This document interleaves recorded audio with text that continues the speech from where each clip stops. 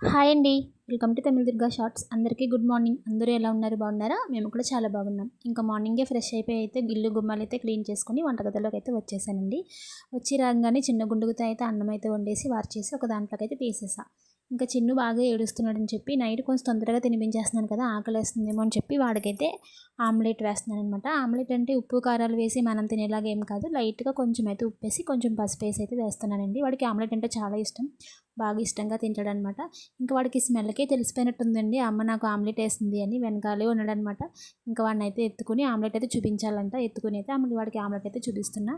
ఇంకా సైడ్లో అయితే చారు అయితే పెడుతున్నానండి. ఇంకా కూరలోకి అయితే ఏమీ రాలేదు కానీ చారు అయితే పెడుతున్నాను. తర్వాత కూర అయితే స్లోగా వండుదామని చెప్పి ఇంకా అక్కడ పని జరుగుతుంది కాబట్టి కూర అయితే వండి పంపించాలి. అన్నము చారు అయితే తీసుకెళ్తున్నారు అత్తయ్య. ఇంకా తినరు వాళ్ళు, కూర వండిన తర్వాత అయితే పంపిస్తాను. ఇంకా ఈలోపు అయితే నేనైతే తినేస్తానండి. నైట్ ఒక 2 దోసలు తిన్నాను, చాలా ఆకలిగా ఉందనమాట. అందువల్ల ఏంటంటే కొంచెం అన్నం పెట్టుకొని కొంచెం చారు వేసుకుని తిందామని అయితే చూస్తున్నా.